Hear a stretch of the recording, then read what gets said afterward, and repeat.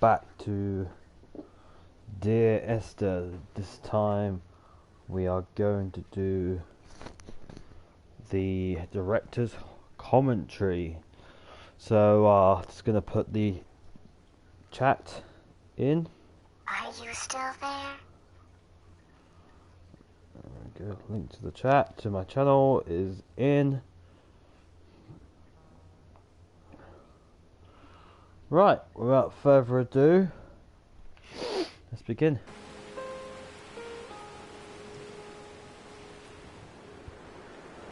Hello everyone, I'm Dan Pinchbeck, I'm the creative director of the Chinese Room, and this is the Dear Esther developers commentary. Hi, I'm Robert Briscoe, I'm the artist on Dear Esther. And I'm Jessica Curry, and I was the composer on the game. So what you're looking at today is a remake of a mod. Dear Esther started off in 2007 as a Half-Life 2 mod that did really, really well in the modding community, which was fantastic, and as a result of that attracted the attention of Rob, who worked as the primary developer on a Source remake of the game that was released in 2012.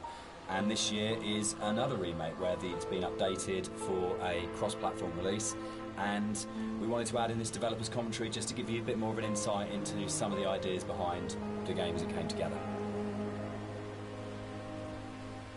Okay. Half-Life 2, eh? Maybe one of these days we'll play Half-Life 1 and 2.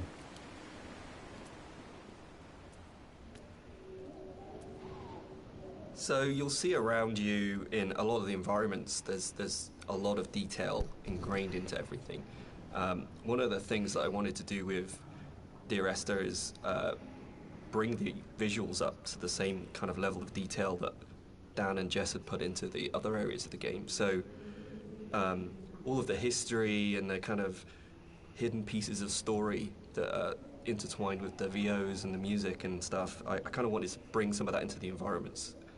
So if you look around you, you'll see that there's a lot of interesting bits and pieces, a piece of paper with someone's name on it, a photograph, an ultrasound. All of these little bits and pieces are kind of laid in to just kind of bring another aspect of the story into the game. And also, they're actually randomized, so every time you play, you'll see something different lying around. And this is just to build on this idea that everybody has a unique experience and a unique interpretation of the story.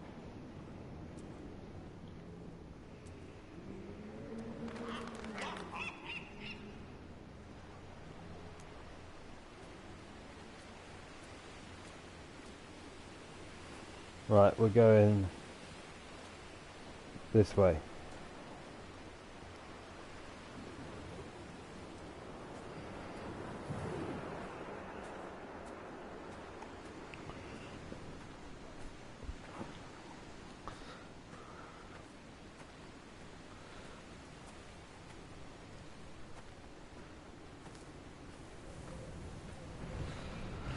How's everyone today? Has everyone had a good weekend? Let me know in the comments below.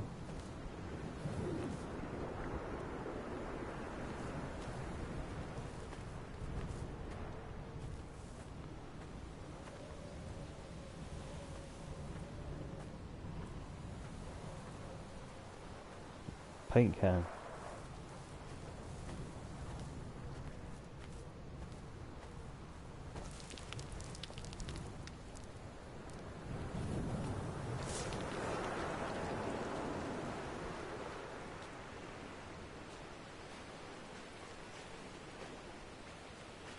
Grab this one.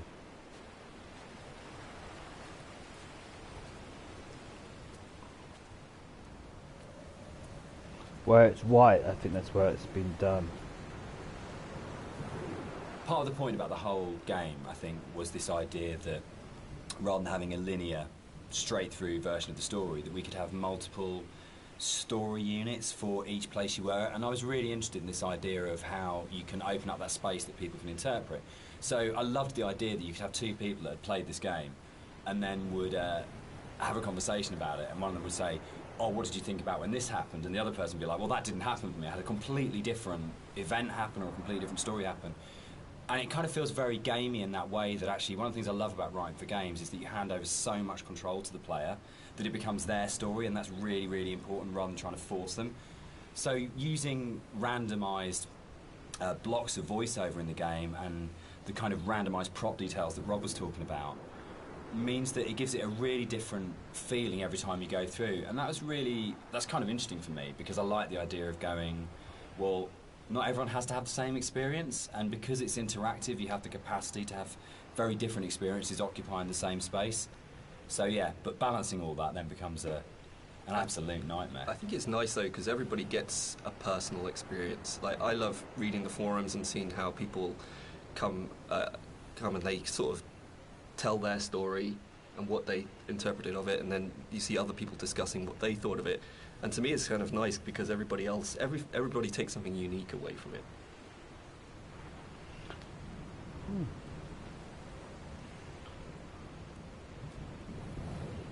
So I've noticed that that's white, so it means if I see a yellow one, I haven't listened to it. If I see a white one, I have.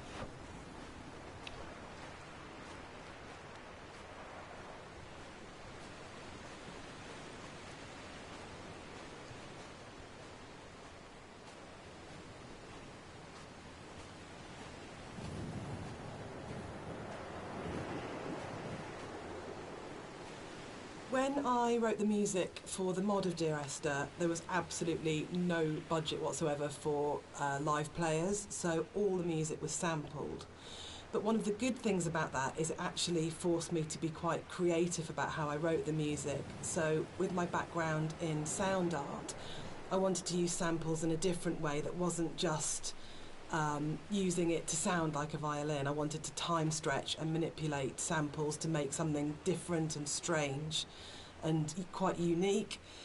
But then when we got the Indie Fund money, I had the amazing opportunity to re-record the music with live players. And that was so exciting for me, actually, because that's where it comes to life.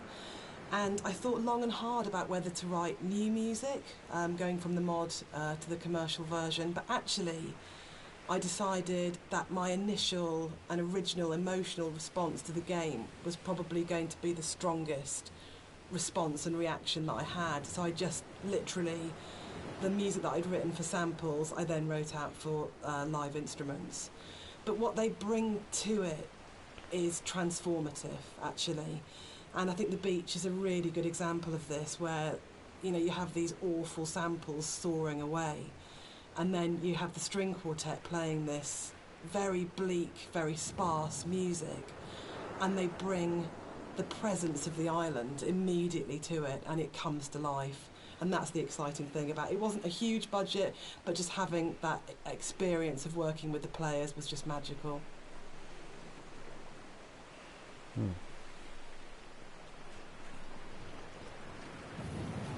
I'm glad I'll be able to listen to the music.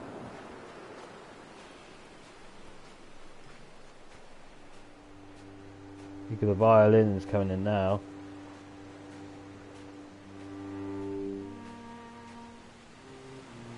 Everything about Esther for me is a dream. The landscape is not an island, it's the dream of an island. The music is like music that you wake up because you've heard in your sleep, but you're not conscious of hearing it. And the language in the story was supposed to be like that as well. It didn't matter the sense it made, it was more about the kind of the shapes it created, if that makes sense. So that the words would kind of were like being in water, like listening to something underwater. It'd be this very dreamlike, symbolic, poetic thing. And it always frustrated me in games with game writing. This has really changed quite a lot. There was never any space for poetic language. It was very exposition-y, very descriptive, very direct. And you'd have like art and audio would have these amazing creative spaces they could explore. But when it came down to actually writing, you just had to basically go into the room, describe the character, tell the player what to do. And it just seemed like the most boring thing you could do with words in a game. And why couldn't a writer have the same artistic freedom as a visual artist or an audio designer or a musician, in terms of being able to say, isn't this just about creating this kind of emotional tone, this emotional space?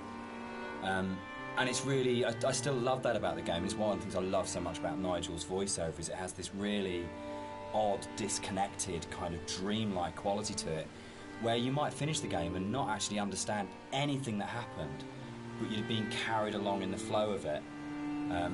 And without any kind of sarcasm at all, I get into trouble saying things like this.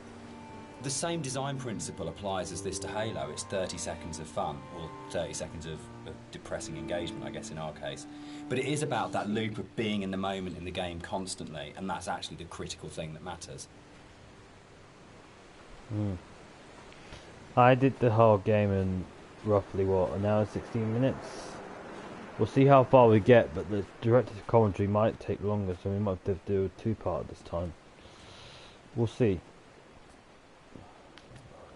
We might do the whole game. We might sit down and listen to the director's commentary all the way through, so we might be here for 2 hours. We'll see what happens. So people have asked why the Dear Esther's set on a Hebridean island.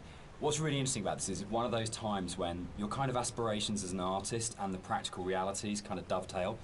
We knew that we had to have some way of limiting the player from disappearing off the play space, and when we made the original, it was a mod, and because it was a Half-Life 2 mod, you kind of had Eastern European city, spaceship, or blasted, desolate landscape, where you had 3 options if you didn't want to start making any other assets. So it started off with these practical constraints. We don't want to set it on a spaceship, we don't want to set it in an Eastern European city, so it's got to be on this kind of like this desolate landscape. And we want to limit the player, so an island seems like a natural choice. And it's really interesting how you start from that, and we had this big lump of clay on a table that we were carving out paths and things to annoying the cleaners and things like that. And Jess and I were talking, and Jess started making sort of snippets of music to kind of go in there. And then all of a sudden we just went, oh, that's the story. Oh, that's what happened here. But it really started, I think, from the place. And when we started looking at photographs of Bore, we started going and reading some of the history behind it. Suddenly that was it. And it just was really, really naturally became, this is the place, this is what happened here, this is how it feels. And then everything else kind of coalesced around that. Yeah, I think as an artist it made my job a lot easier, because those islands are so kind of like, the environment is kind of hostile. You're out there in the Hebrides. You've got this kind of like inclement weather, you've got cold, rain, snow. It's a very kind of, it can be a very depressing place to be at times, but it's also at the same time very beautiful. And it's this kind of like stark, bare landscape, but that has this beautiful surroundings. So it's, in terms of art, I think it really helped me to portray a lot of the themes in Dear Esther. And there was a natural fit with the music as well. It suggested a musical style, which was really key, I think. The Hebrides.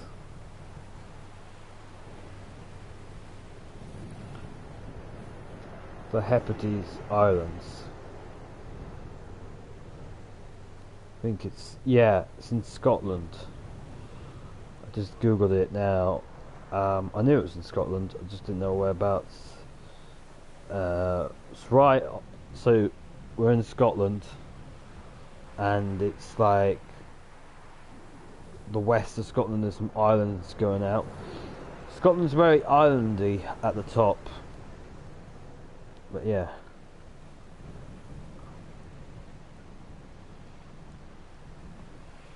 Right, moving on.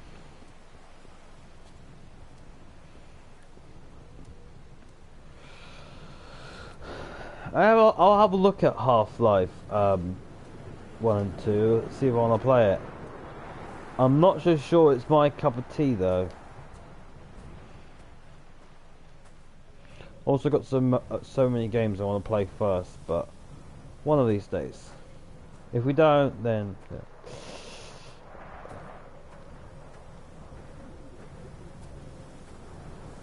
One of the things you're always trying to do as a composer is create memorable themes, and a slight confession is that probably the most memorable theme, which is Remember in Dear Esther, wasn't actually created for the game. Rob's looking shocked. So it was actually from a piece of choral music that I'd written years before, based on a Christina Rossetti poem called Remember. And one of the things I was talking about earlier was how I didn't have any budget. So I had this piece of choral music, and I thought, hang on, this is absolutely perfect for Esther, but I don't want to use all of it. So the only bit that you actually get in the game is the first line of the choral piece of music. But that actually went on to form the main theme of the music that I wrote. And I think for me it's really interesting about how things that you've written earlier, years before, sometimes come in really, really useful and fit. So I always tell people and students not to despair if something doesn't get used or doesn't work at the time, because actually there'll come a place or in a time where you think, hang on a minute, I've got something that fits. So in terms of that memorable theme, the Remember theme gets used in multitude of different ways during the game. And one of the things it does is helps you to identify the kind of psychic place that you're in the game.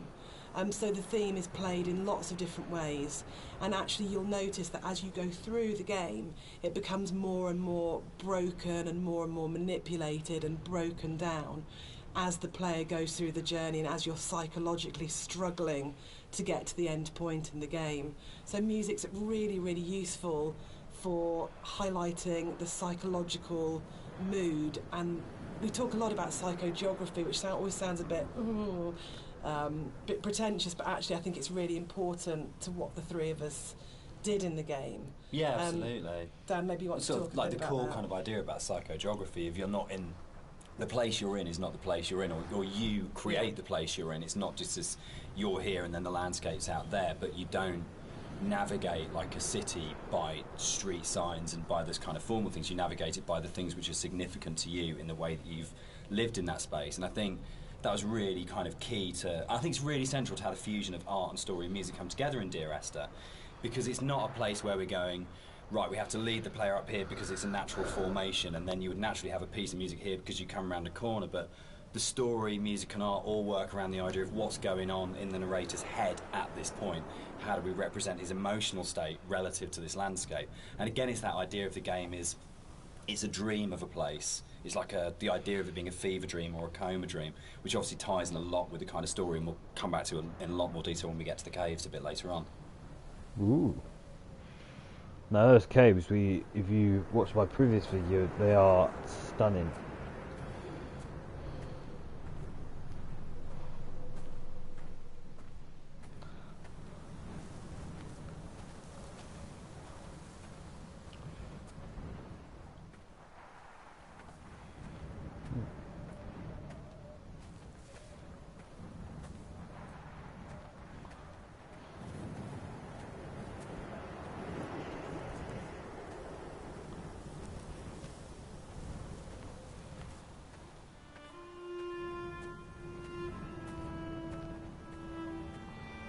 I wish more video games have more directive commentary. So far, Firewatch and Dear Esther are the only ones. White Lines. Yeah. They actually did this.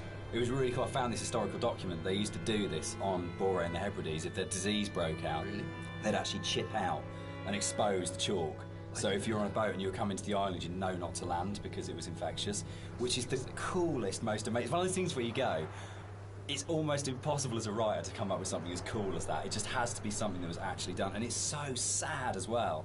And I love this bit and the fact that we can do it because it feels really real because it references a real thing. And I don't know, there's something really special about that. But it was always one of those bits in the game that I thought, we've got to be able to represent this somehow. We have to be able to get these things in here. Yeah, I mean, that's really interesting. I actually didn't know that was actually based historically in real life. But that's really cool because I mean, my thing about the White Lines is that it was this completely surreal thing, but also it was kind of it just added to the landscape. It was like, whoa, what the hell is that? And putting that into the game was kind of challenging because to me it just seemed like, oh, it's going to be really hard to pull off in a way that's kind of realistic. But then when you look at the kind of art style of the game, it's not really a realistic thing. Like everything is half imagined. So in that way, it kind of really fit into the landscape, and it kind of creates this amazing sort of landmark that you see in the environment. And I just found it really interesting to hear about that. I think it's one of those things where it's not a realistic place. And I mean, no game is a realistic place anyway, but one of those things where understanding that you're making something which isn't real and you have that kind of capacity to be sort of, to explore it artistically.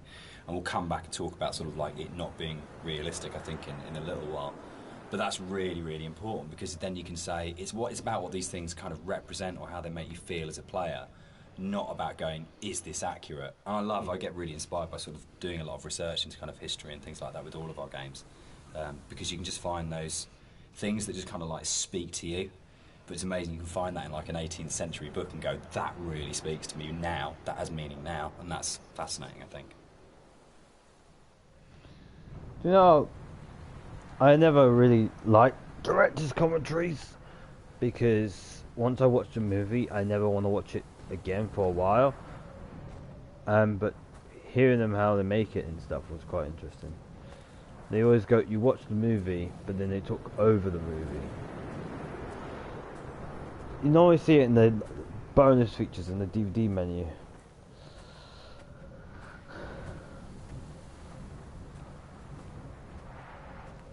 And of course, you don't get many director's commentaries these days, because people watch stuff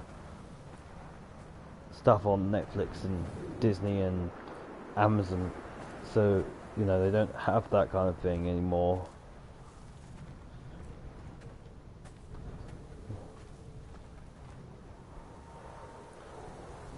Something that I wanted to bring through in the art of the game was the same kind of fidelity that you find in both Jessica's music and Dan's writing. In the same kind of way that you have all of these little details, these very close attentions to detail that kind of really bring richness to the story. And something that was missing in the original mod version was just this lack of a visual layer of story. And something that I did throughout the art of the game is to add in all these little details here and there, little bits of story, little links to certain things that you may or may not hear or see, just a layer of richness in the world, and give you some kind of reward for exploring. So keep your eye out as you look around.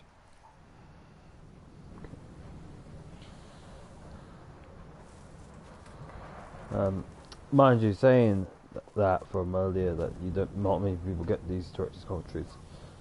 For the Marvel TV shows and Star Wars, they do actually have a director's like behind the scenes of how they made that, so that's kind of cool.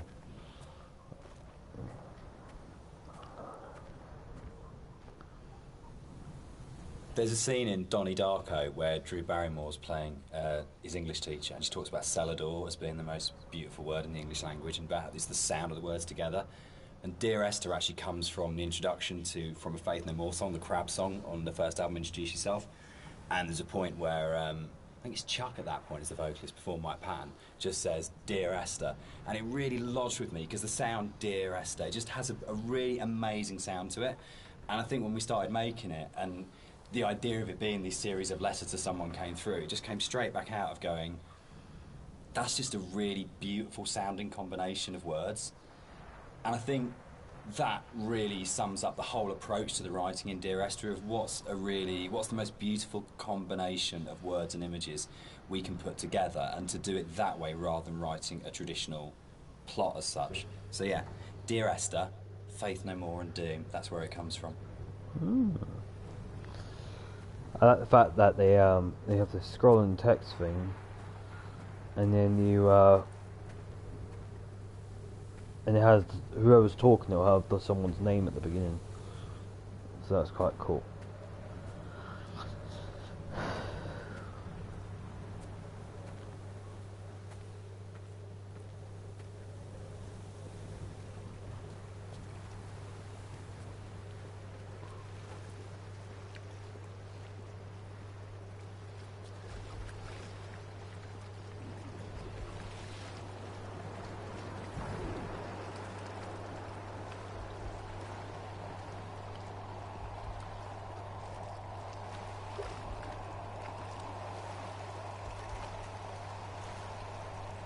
I think the central question to the entire experience, for most people that have played it or are talking about it, is this idea of, is the island real? Is what's going on a literal event of a man walking across a Scottish island, or is it a dream that he's had? Does the island even exist? And one of the things that we try to do with the writing is to constantly lull the player into a position where they got an understanding, they made a decision about what they thought was going on, and then to undercut it. So you never actually were able to settle on any one interpretation. And that was the challenge I set myself when I wrote the original mod, was can we put a story in a game that not only lends itself to multiple interpretations, but there is no stable interpretation. Every single interpretation you have will always have questions, and you'll never be able to fully trust what you think you understand about the game.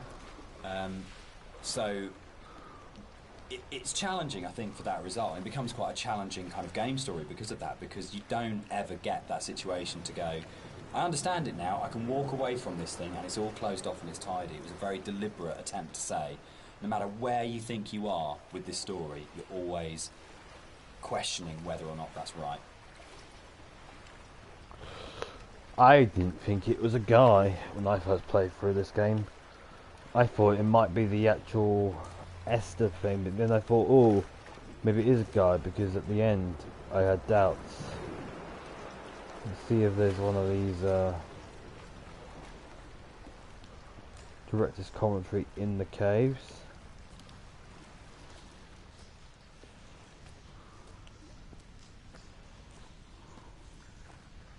I don't think so.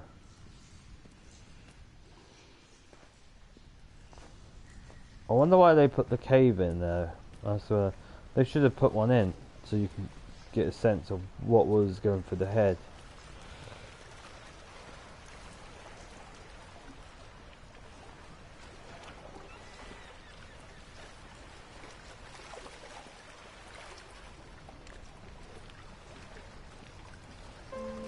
Can I avoid this? I don't want to replay it.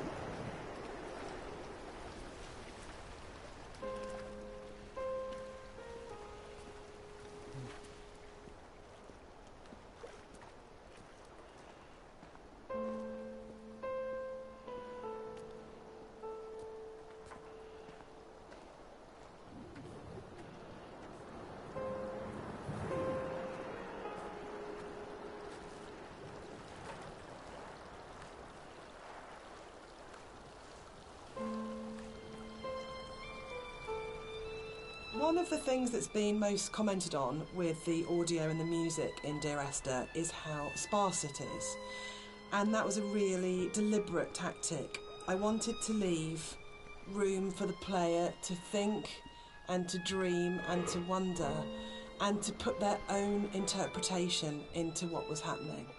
And I think the problem with so much modern media is how bombarded we are constantly. It's the kind of MTV flash in your face, constant music. And Dan and I watch a lot of drama together, and that really is constant music. Which is constantly telling you what you should feel, like really clearly, and it's like being kind of beaten up by the music sometimes. And when you read a lot of reviews of Dear Esther, a lot of people say they had this time to think and to interpret, and that was one of their favourite things, that they placed themselves so directly into the game, and it's their experience. And I think that's actually the greatest success of the game on all points, from the story to Rob's art to the music, is we all left space for the player to dream. So there is like the game is, as I said, I think it's more like a walkthrough, a story of thing. There is there's a kind of a story, but there's no story at the same time. It's like Minecraft, where the game itself doesn't have a story. You kind of make it as you build and develop in the game. And this game is a similar aspects. As you're walking through the island, you wonder to yourself, oh, is this a real person? Is this not a real person? So that's the higher end of the game, to make you think, come up with your own conclusion, I suppose. So there's a lot of places in the game where you see a lot of strange things, and this is very deliberate.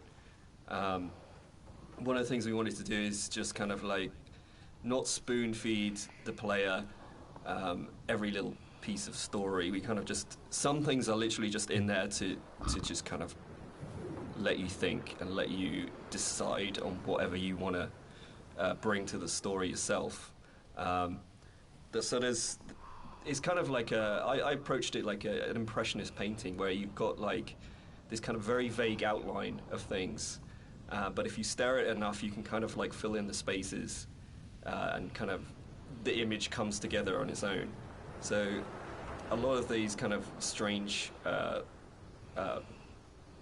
pieces of geography and stuff, that's really kind of deliberate in some ways, just to kind of keep the player's mind open and kind of bring their own interpretations of the story through that.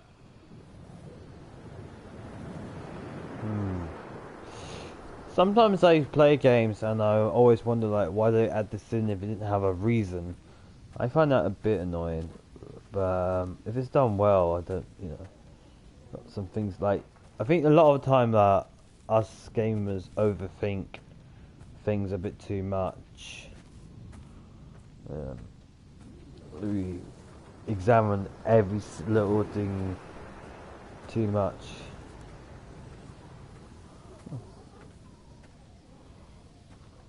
Got a trophy.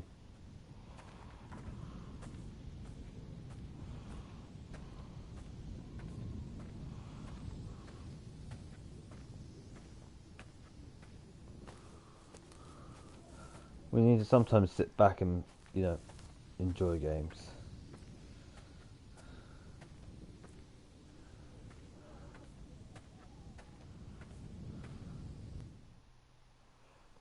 I think that's the first chapter done.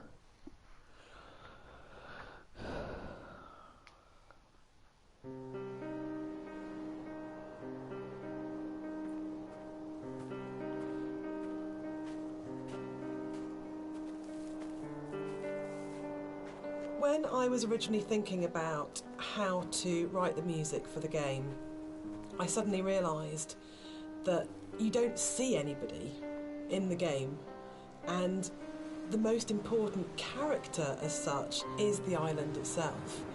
So one of the things that I did with the music was to write the island as if she or he were a character in its own right.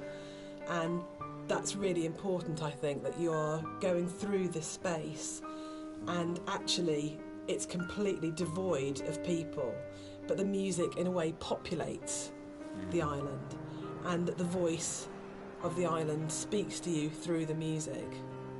Which is interesting, because I think that's really come on in terms of later games we've done, that sowed the seeds for the way in which we approach music in Rapture, where it was very specifically the voice of characters.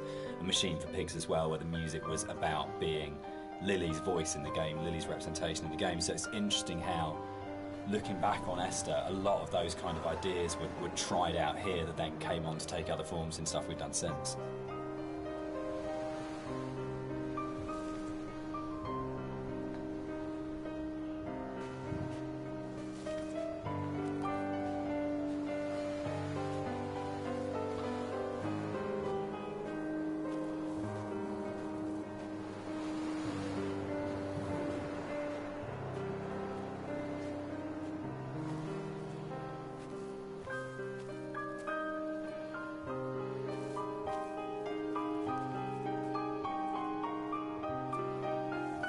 Let's talk about walking.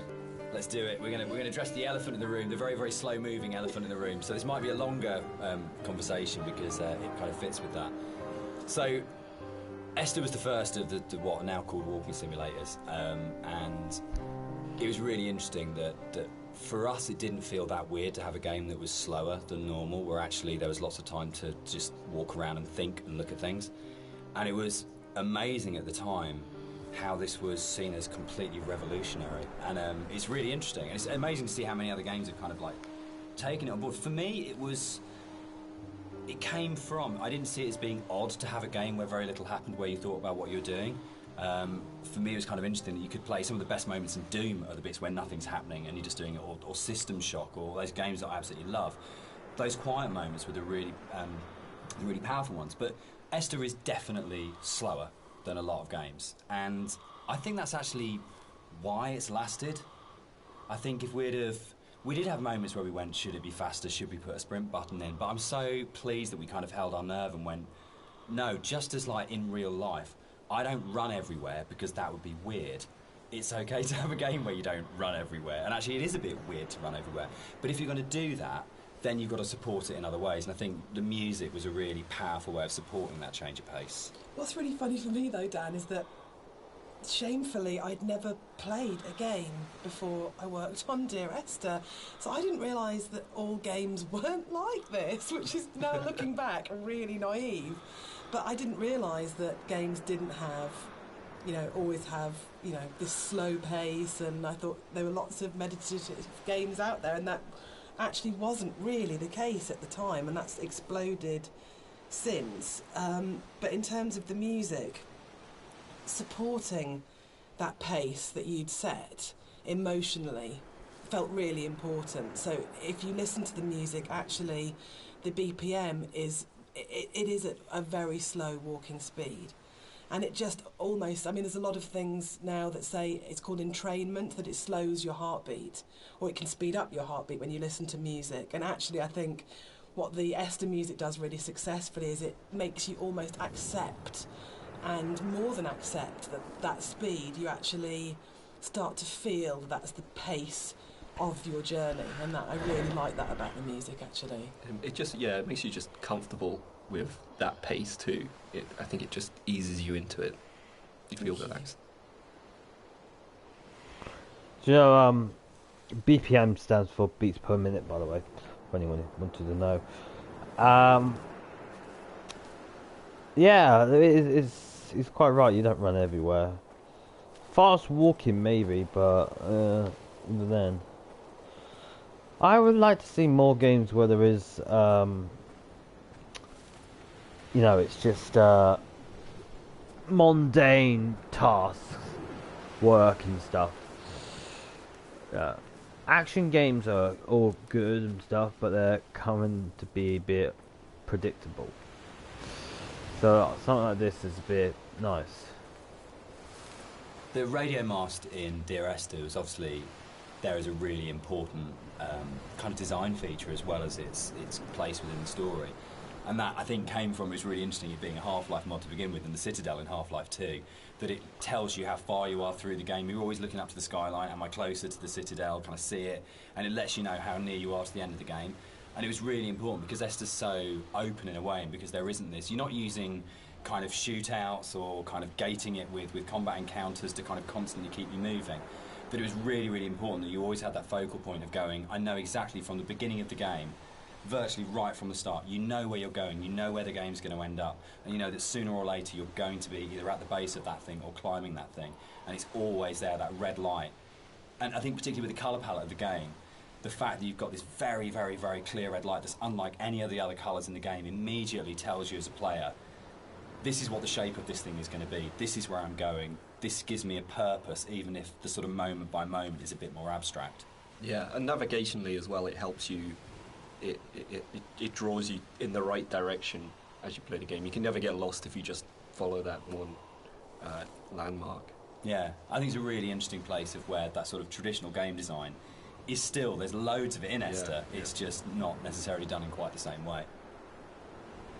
Do you know it would be a really good game, like climbing mountain simulator maybe, where you get like a couple of mountains to go, and they could have like an easy one, medium, and hard. And the idea of that particular game is to go to the top. I think one of the games Tomb Raider, the 2013 Tomb Raider, was because you had to go to like that kind of radio tower and knowing something in the distance, or like you start at ground level and you look up, and then you when you get to the top you look down, you kind of know like I've just been up there. A set of achievement of climbing. Let's just check. No.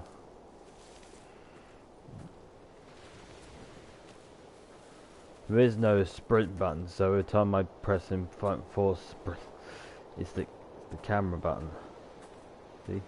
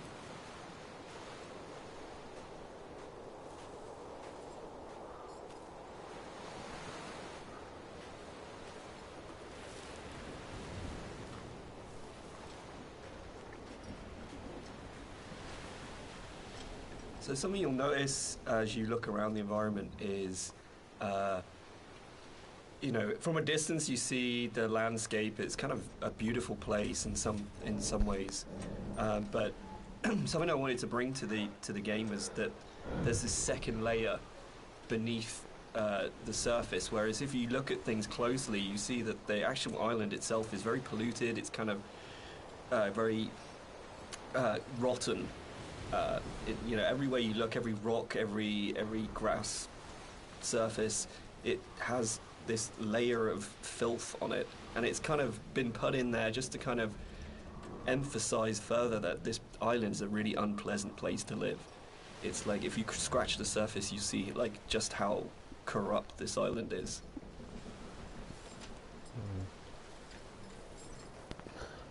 I bet if you live on an island where it's a bit run down, I bet you could spend your life cleaning it up and stuff.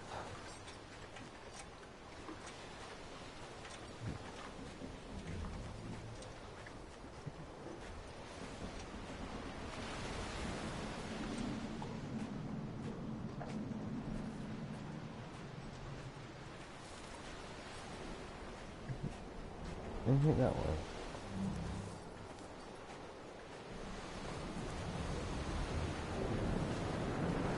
I don't think so. We cast and did all the voice direction for Esther ourselves for the mod, and it was basically Jess and I on a casting website just listening to people's show reels and finding what's the voice of this thing. And there was never any question about Nigel. I think we heard his show reel for the first time round. It's probably been listened to sort of 30 or 40 actors. And we started listening to his show reel and just both looked at each other and went, that's it, that's him. And it was amazing when Nigel came in. We had, I think, a day and a half to do the whole thing. And he just did that amazing thing that really, really great actors did. If he just walked in, got in front of the microphone, and more or less did the entire thing in one take. And we did hardly any retakes on anything. It just felt like his instinct for the character and the game was so strong that he just, without virtually any direction, just came in and just got it. And one of the hardest things with the voiceover that we did was when we went from the mod, which had 3 potential narrative units per cue, to 4 potential narrative units per cue, was not only finding new bits of writing that kind of complemented and played off what was there in the original mod, but for Nigel to come back in, nearly 5 years later, and to just re-find that voice in exactly the same way and deliver it in a way that fitted in and complemented it was a real testament to his ability as an actor, I think. That apart from we had spent quite a lot of time trying to make the sound actually sound the same in terms of mic placement and things like that, but in terms of the actual delivery of those new monologues, you wouldn't know that was both written and acted sort of 4.5 years after the original thing was done. So the one person who's not in the room sort of today but deserves a huge amount of credit for how the game kind of eventually was delivered, but also I think in terms of how the game has lasted, a huge amount of respect needs to go to Nigel Carrington for his work on it.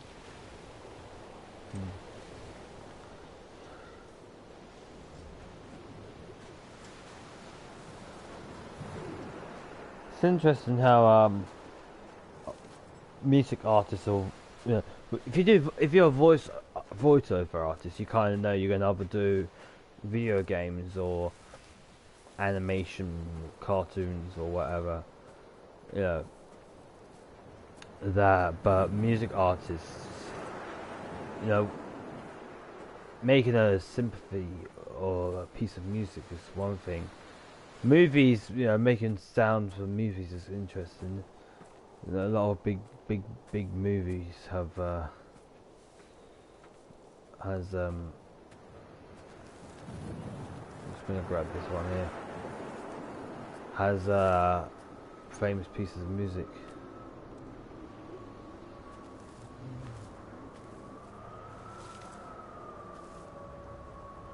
I'm so tempted. Come back.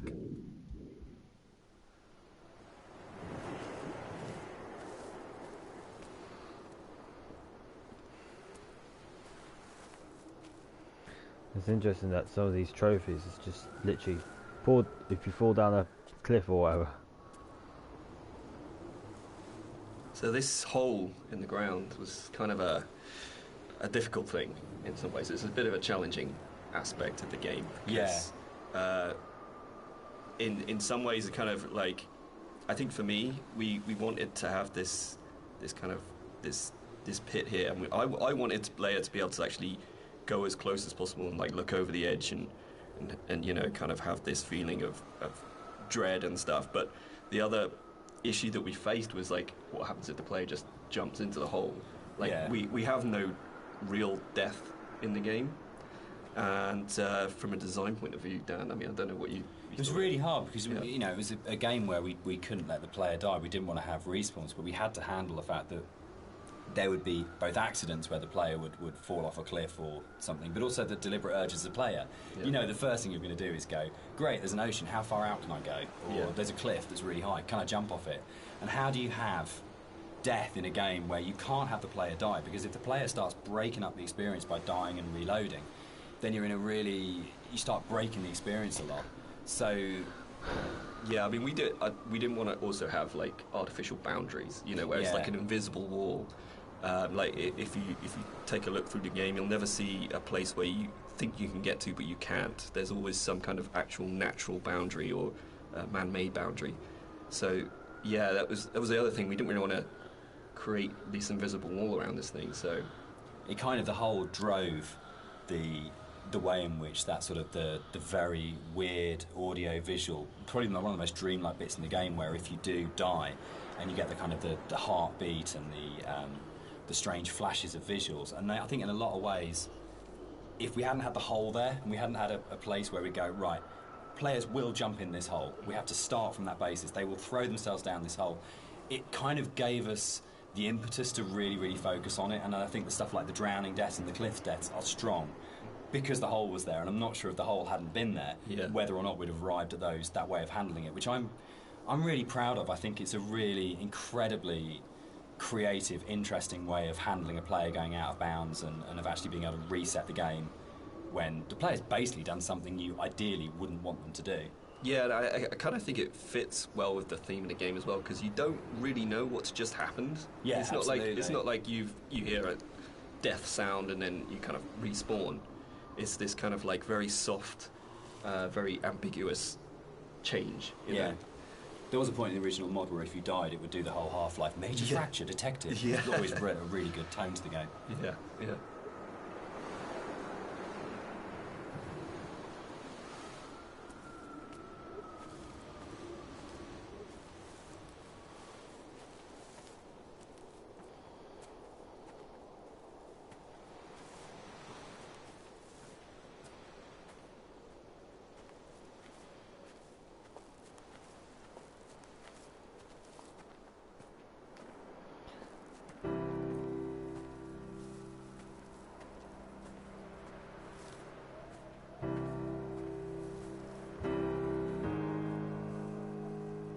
One of the really important jobs of a composer, I think, is to provide the player or the listener with different emotional tones and states.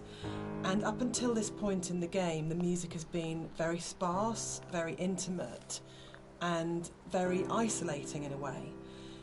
But the island is also a beautiful and magnificent place, and what I wanted to do at this point for the first time in the game is to create something that was really epic. So we go from that shift in scale where it's very intimate and small to suddenly realising that this is an extraordinary and magical place to be, as well as a difficult and quite sad and melancholic place to be. So the string players were instructed at this point to play with much more vibrato. Up until this point they've played in a very sort of Scottish style actually, no vibrato, very plain playing. But this was a really beautiful cue to write actually, because it has that scale. You suddenly realise that the island is really big, and you have this beautiful vista, and the music then shifts so the player can actually just for a moment, I think, enjoy being where they are. Yeah, I think that's it. Can I? Yeah, I was going to say, this is actually one of my favourite parts of the game. It's just where everything, all the elements kind of come together perfectly. You've got the music, which is just epic, as Jess has said. You've got the landscape, which is kind of like this big open space. You've got all the little bits and pieces that I put into the detail of the environment, like the movement. There's leaves blowing around, there's the clouds in the sky, there's the mist rising off of the grass, and then you've got Dan's voiceover coming in there, and I think it's just like all of these elements coming together and just in perfect synergy, and just kind of, it really brings chills up your spine.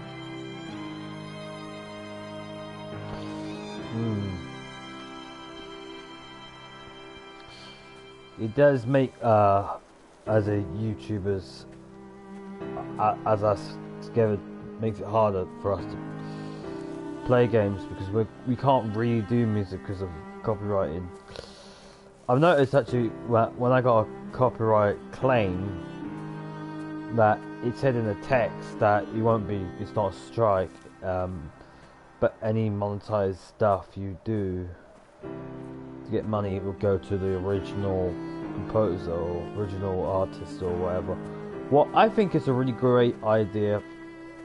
Like, that's why that these days YouTubers don't tend to get money off adverts of YouTube, but they more like make t-shirts and mugs with their brand name on it, or they have a Patreon account, or someone like myself who hasn't got much subscribers at the moment, maybe to like and subscribe. We kind of just do it for the why not sake. That's why a lot of my videos have why not, or just because I'm just doing it for fun, really. Right.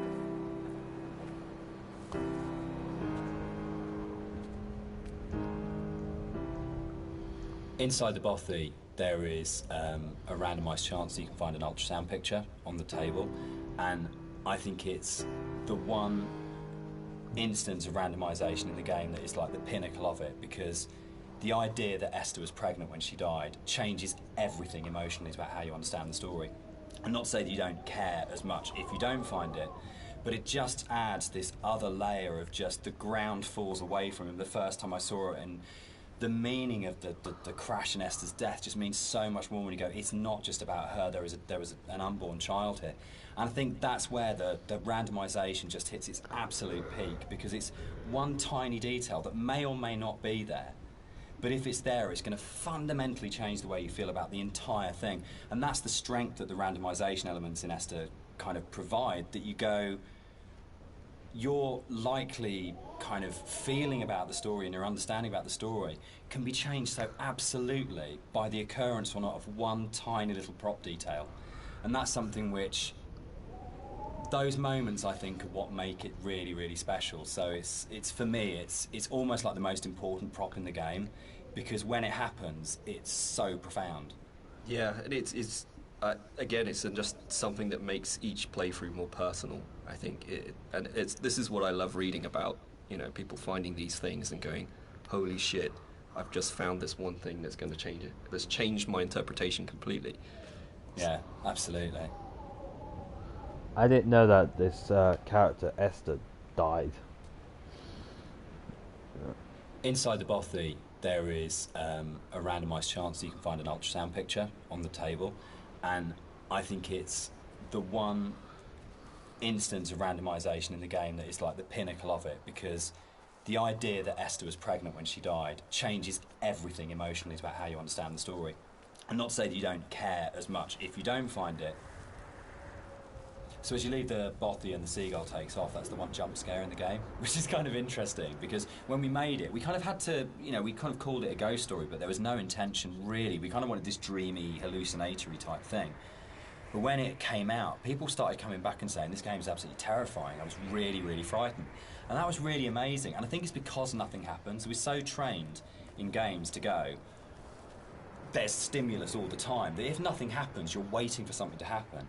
And kind of, I tend to go back to again and again the whole sequence in Dead Space 2 when you go back to the Ishimura, and it's like the best bit of Dead Space 2, because for what feels like hours, but it's probably only about 15 minutes, nothing happens and no necromorph comes at you, and it's absolutely terrifying because it's just this space and you're just left in it. So I think the kind of the bird here is really interesting because it can actually really, really make you jump. But I don't know if that was part of why people were saying that the game was really scary, but it was a real surprise when people started coming back and saying, this is a frightening game. And I don't know how much of that is to do with the ideas in the game are frightening when you think about them, and how much of it is to do with just the emptiness and the lack of kind of things in the game make it a really quite stressful or quite frightening place. But it was a real surprise, I think, that sort of reaction from a lot of players when we shipped it. I like to wonder if people got scared of this game, really got scared of the game because it's the seagull. I will replay it, so if you go through it.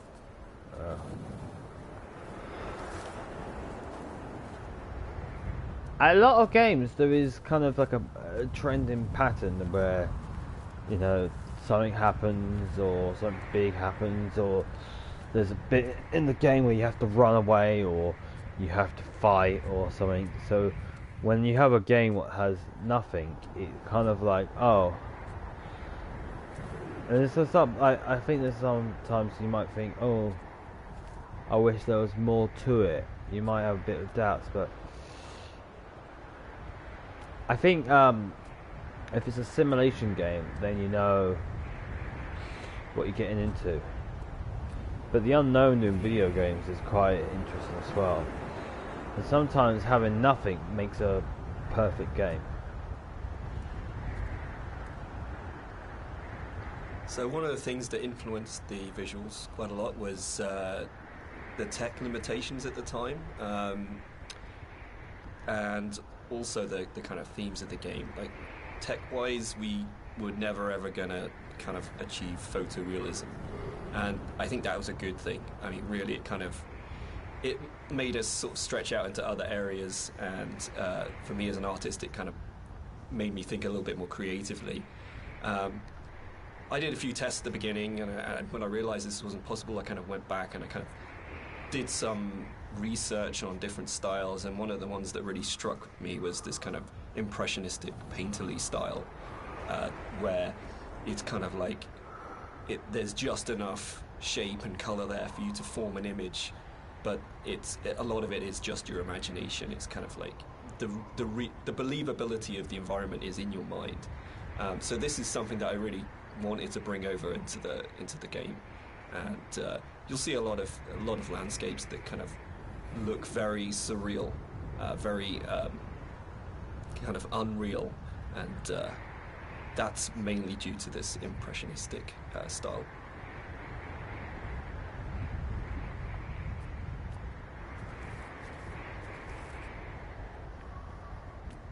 You see the lighthouse in the distance, that white light, and the yellow light flashing as the boy.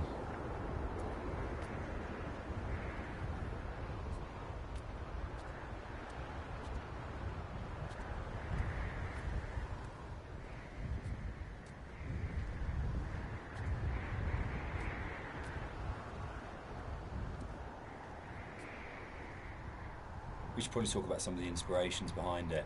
I'm on a strict you don't talk about Stalker kind of thing going on here. But when Rob and I started talking, I think one of the first things that we kind of discovered was how much we're both obsessed with Stalker. And I think that was one of the major things behind it in terms of when people talk about game inspirations. I mean, for me, there's a lot of FPS stuff in there, Doom, System Shock, but I think Stalker probably more than anything else. And Roadside Picnic, the Strugatsky novel that Stalker's based on, of the idea of this incredible space that you didn't understand, that's simultaneously beautiful and threatening. And I think sort of Tarkovsky's kind of films kind of play into that as well, particularly his version of Stalker, that you want to have this place that you feel rather than think about. And for me, that was like really kind of core to all of the inspirations for the game. Was this is a space that is about feeling, not thinking. Yeah, I think the movies in particular. I think I hadn't watched the movies. I'd read the book, and I played the game. But when I watched the movie, it kind of all made sense to me, like why I like the game so much and why I like the story. It's just like every shot is like a painting. It's like every shot has its story to tell. There's very little dialogue in the actual movie itself. There's just these long, lingering shots, and each shot is amazingly beautiful, and in its kind of desolation. And for me, that was like a huge influence. You know, like trying to bring some of that through into the environments. So that is definitely something I'm going to struggle not to talk about. But the game as well. I'd say the actual Stalker game has a big place in my heart. Like gaming-wise, it's one of the reasons I got into game art in the first place. Yeah. So that to me is a big part of it too. Another game, eh?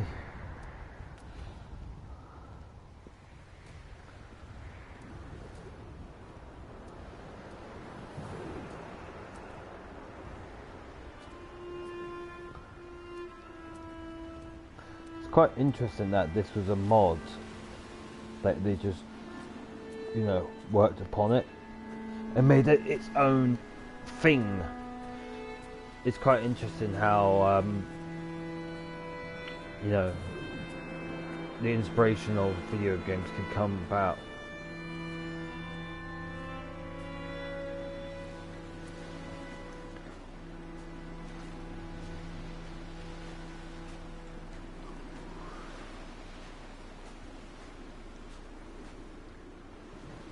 One of the more interesting and challenging things to do in the visual side of things is to kind of create an emotional connection with the player.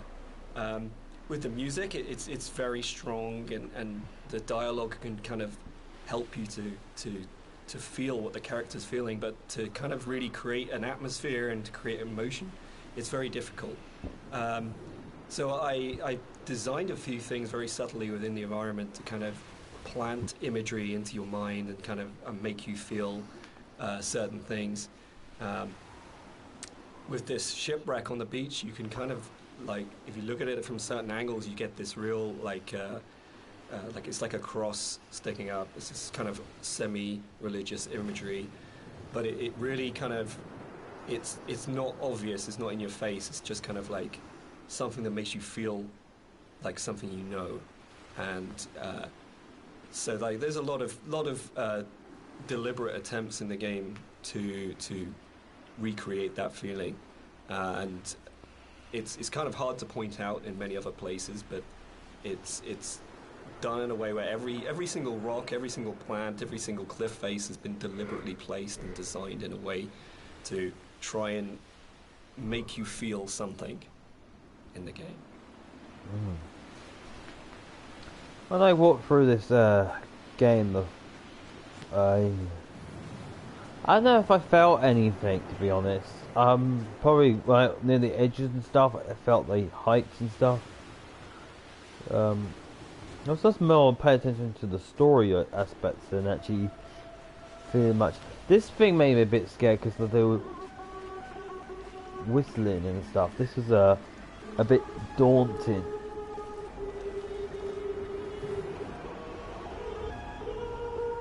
One of the really important images in the game is the radio mast, and the soundscapes that I wrote for the game are really tied into this idea.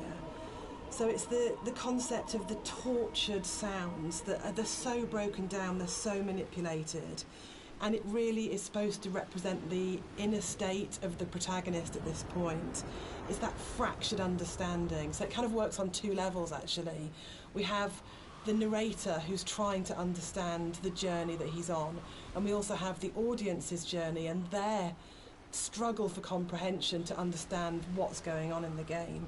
So this distortion, this breaking down, this fragmented, kind of tortured sound really ties into the idea of the radio mast and that idea of communication, actually, that the game is trying to communicate something to you, the narrator's trying to tell you something, but it's so difficult to understand what that is.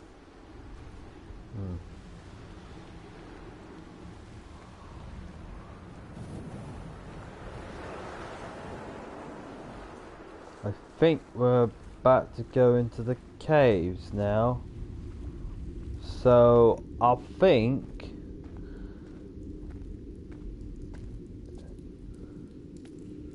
yes, this is the entrance to the caves.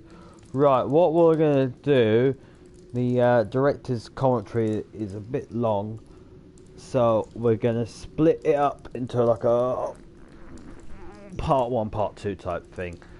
So what I'm gonna also do is put Dear Esther into a playlist. So the first one will be, of course, me playing it through. Second one will be first part of the director's commentary before the caves and after the caves, and should be finished. So yeah. Alright, I would just like to say thank you for watching Dear Esther and listening to the director's commentary. If you like this, to like and subscribe and hit the notification bell to get notified on videos and broadcasts. And yeah, I'd like to say thank you so much for watching. I'll see you in the next YouTube video broadcast. Goodbye.